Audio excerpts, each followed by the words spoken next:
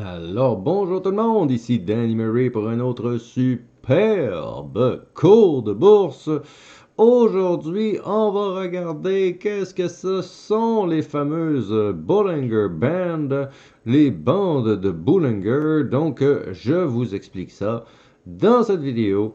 Qu'est-ce que c'est? Comment ça fonctionne? On regarde tout ça à l'instant. Alors, on commence tout de suite avec l'explication théorique de les bandes de Bollinger. Euh, c'est un indicateur qui a été bâti par un Américain, M. Bollinger, pas trop difficile à se rappeler. Et c'est un indicateur de volatilité sur l'action qu'on va regarder, ou le marché, ou peu importe le graphique qu'on va regarder. Donc, ça nous indique la volatilité, aussi si nous sommes en range, ou si nous sommes en tendance haussière ou baissière. Je vous explique ça vite fait. Euh, on a une une ligne médiane, donc ici sur le petit dessin que j'ai fait moi-même. Donc, on a une ligne médiane qui est la moyenne mobile 20. Donc, cette ligne-là qui est ici, c'est tout simplement la ligne jaune au milieu, la moyenne mobile 20. Et on a un écart type qui est soumis à ça et qui va nous dire que, par exemple, selon les bandes de Bollinger, on rajoute par exemple 10 ici, on va arriver à un certain niveau, ou on va enlever 10 ici pour arriver à un niveau plus bas. Et la théorie dans tout ça va nous dire que les bandes de Bollinger, on va avoir la variation du prix de l'action qui va aller toucher les bandes de Bollinger, ils vont souvent dépasser et vont toujours être de retour à la partie centrale, puisqu'on va osciller de haut en bas par rapport à cette ligne médiane-là. Donc, souvent, on va pouvoir faire ça comme ça, et ça bouge, mais ça va toujours finir par revenir à la partie centrale. Donc, la théorie nous dit, on a une moyenne mobile de 20, et au-delà et en dessous de la moyenne mobile de 20, on devrait théoriquement se tenir dans cette variation-là. Ça marche, je crois, à 70 ou 80% du temps.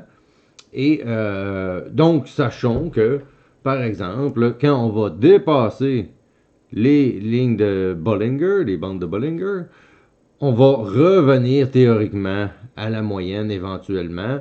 Donc, c'est un écart, c'est une projection qui se fait, mais ici, on pourrait regarder et se dire, par exemple, bon, la ligne de Bollinger est ici, la moyenne mobile de 20. On vient de sortir des bandes de Bollinger, donc on devrait théoriquement, éventuellement, revenir sur la ligne médiane, la moyenne mobile de 20. Et quand on va être rendu là, après ça, on prendra la décision, est-ce qu'on va en dessous pour les lignes de Bollinger, ou on remonte, ou on s'en va plus haut, et peu importe. Euh, on dit que ça aide à reconnaître les tendances, à voir si on est dans une tendance baissière facilement, haussière, si on est en trading range. Et quand on est en range, les lignes de Bollinger sont de plus en plus serrées. Donc ici, par exemple, on se met à monter. Et ça monte, ça monte. Les lignes de Bollinger s'en viennent de plus en plus écartées entre les deux. Et ça commence à être de plus en plus dur de gérer son risque. Mais quand éventuellement on va arriver en range et on va jouer beaucoup d'un certain range, euh, les bandes de Bollinger vont se rapprocher de plus en plus. Et éventuellement, on prendra une décision, soit de sortir à la hausse ou sortir à la baisse de ces bandes de Bollinger-là. Donc, les bandes de Bollinger, comment les utiliser, à quoi ça sert vraiment? Ils disent, bon, c'est pour identifier les tendances. Ben, personnellement, une tendance n'est pas plus facile à voir avec les bandes de Bollinger que de le voir de nos yeux sur le graphique avec des chandeliers japonais. Donc, pour voir la tendance, pour comprendre La tendance, bon, peut-être, mais pour moi, c'est assez inutile. Ici, on voit très bien que l'action est en train de monter et j'ai pas besoin de bande de Bollinger pour me le dire. Donc, oui, ça sert à ça, mais les chandeliers japonais font aussi bien le travail. Qu'est-ce que ça nous indique d'autre, ces fameuses lignes de Bollinger-là? Ça nous indique souvent les extrêmes. Okay? C'est quand même assez rare qu'une tendance haussière ou baissière euh, va se passer sur la ligne centrale ici. Habituellement, on va être dans l'extrême d'un côté ou dans l'extrême à la baisse de l'autre côté. Et là, ça va tirer le stock vers le bas ou tirer le stock vers le haut, la ligne médiane et les bandes de Bollinger aussi. Mais ce qu'il faut savoir, c'est que souvent, on va dépasser comme ça ici, mais on revient à l'intérieur des bandes de Bollinger. Donc, ils disent qu'à 70%, le prix de l'action se retrouve à l'intérieur de cette bande-là. Donc, quand on est à l'intérieur de cette bande-là, euh, c'est peut-être moins évident, mais quand on est sorti de la bande de Bollinger, théoriquement, à par exemple 20 ou 30%, on va toujours revenir à l'intérieur des bandes de Bollinger. On peut le voir souvent, on va le voir ici, on sort un peu, et on finit par revenir dedans, mais évidemment, la ligne de Bollinger remonte elle aussi, donc c'est sûr qu'éventuellement, on va revenir à l'intérieur. Et ici, dans la période de range, on a sorti, et non, ça n'a pas été confirmé, on est revenu à l'intérieur. Ici, on est sorti, ça n'a pas été confirmé, on est revenu à l'intérieur. Ici, on est sorti, on n'a pas confirmé. Confirmé, ça veut dire on a un certain niveau, on sort de ce niveau-là, et pour confirmer, il faut que la chandelle d'après, elle, reste au-dessus de cette ligne-là ou en dessous. Mais les confirmations avec les bandes de Bollinger sont très rares. Donc, on le voit ici, on arrive, on sort et non. On sort et non. Ici, on sort, mais c'est pas des gros mouvements. On revient. Ici, on sort un peu, on revient. Ici, on sort de l'autre côté, on revient. Mais là, on a officiellement sorti. On le voit ici. Okay? Première chandelle qui sort des lignes de Bollinger. Et on a la deuxième chandelle qui, elle, est clairement aussi au-dessus de cette ligne de Bollinger-là. Donc, ça voudrait théoriquement dire le uptrend va prendre. C'est un petit peu comme un bull flag, les lignes de Bollinger, puisque, par exemple, on a le graphique ici. À toutes les fois qu'on sort, on revient, on sort, on revient, on sort, on revient, on revient, on sort, on ne sait plus. Mais à un certain moment, cette ligne-là va faire « Oh, on est là », et on continue la baisse après. C'est confirmé. On vient de sortir des bandes de Bollinger.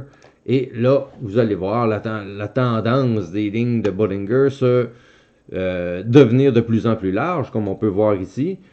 L'écart est de plus en plus grand. Et éventuellement, c'est certain qu'on revient à l'intérieur des lignes de Bollinger, mais éventuellement, on va aller encore les recasser, les recasser. Ça, c'est quand on est à la hausse ou à la baisse. On a des grosses variations à voir à travers tout ça.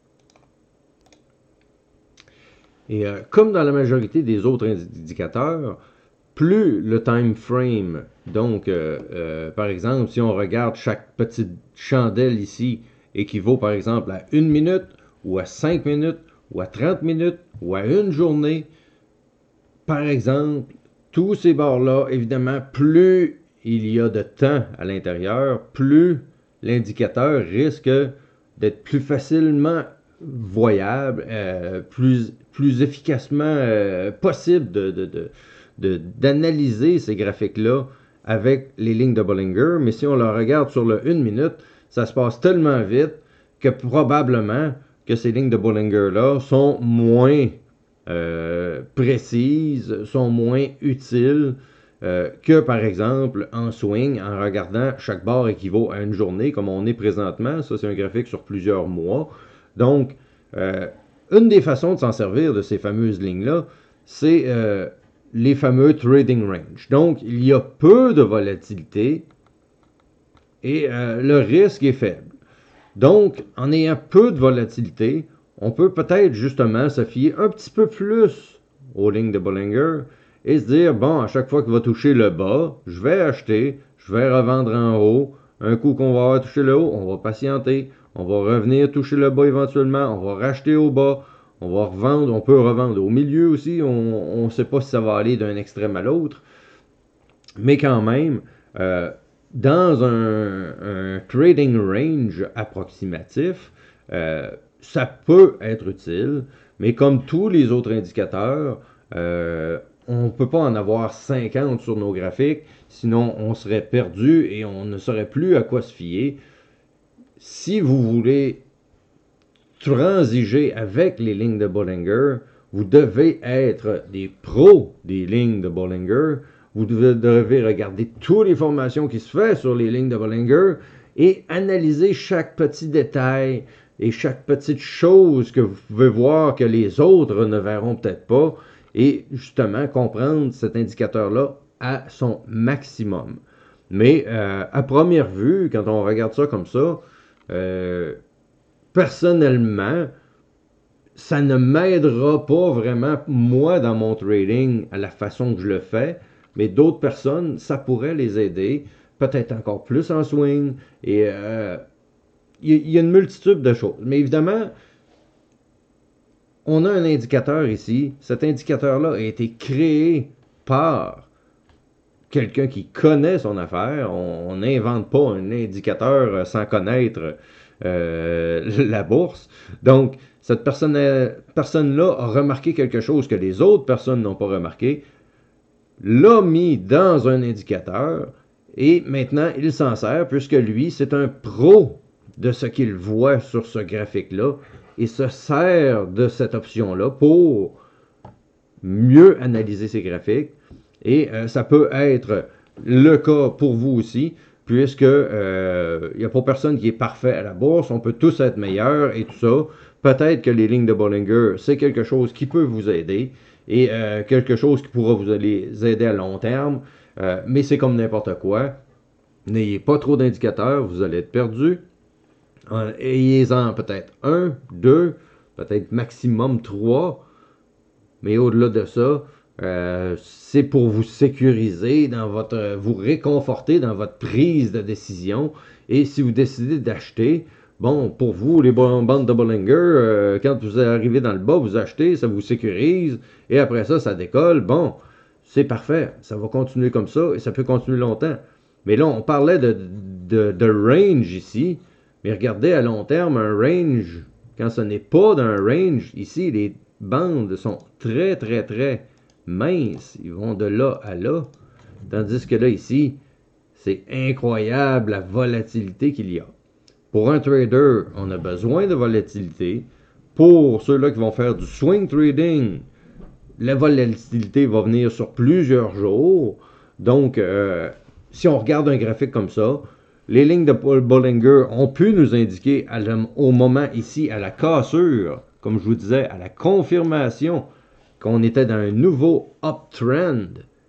Et à partir de là, on commence par exemple notre swing pour plusieurs jours, plusieurs semaines, plusieurs mois. Donc des prises de décision peuvent se faire avec les lignes de Bollinger, mais vous devez connaître vos choses. Et comme je vous disais, un trading range, les lignes de Bollinger sont très, très, très serrées. Et quand on va commencer à décoller, quand on va commencer à avoir de gros écarts, c'est que là, on vient d'attraper une nouvelle tendance. Quelle est cette tendance? Combien de temps va-t-elle durer? On ne le sait pas. Mais comme on voit ici, la ligne de tendance était extrême. Et on peut poursuivre ensuite. On voit que ça a l'air serré, serré, ça se resserre. Et tout d'un coup, oh, les lignes de Bollinger explosent totalement. Encore une fois, à la cassure officielle de la ligne de Bollinger. Donc, c'est un peu comme je vous disais, un bull flag. Vous voyez les lignes de Bollinger. Éventuellement, vont casser ces lignes-là.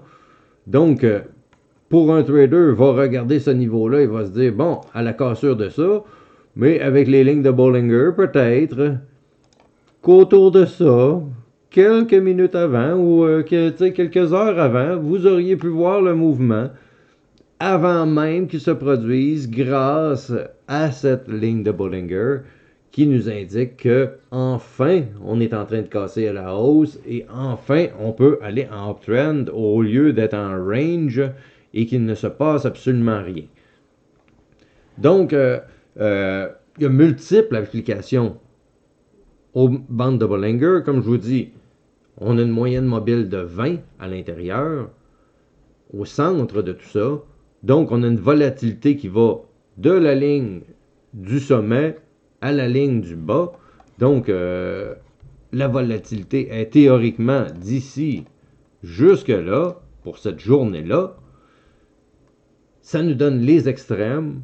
Ça peut nous donner le début de la tendance, nous expliquer qu'il y a un début de tendance si on ne le voit pas si évidemment, de façon si évidente sur le marché. Mais je me semble que personnellement, un candlestick fait très bien l'affaire au lieu des lignes de Bollinger. Mais comme je vous dis, ça peut toujours vous aider dans vos prises de décision. J'espère que vous allez avoir apprécié cette première partie sur les Bollinger Band. Si oui, vous pouvez m'exploser les beaux pouces bleus. N'oubliez pas, ce sont de belles formations gratuites. On n'a pas fini d'en faire. On va passer à travers tout ce qui existe sur le marché, étape par étape. Alors, si vous avez apprécié tout ça, n'oubliez pas de vous abonner, à appuyer sur la petite cloche. Et je vous remercie beaucoup d'avoir été là. Et on se reparle très bientôt, mes chers amis, dans une prochaine vidéo. Ciao tout le monde.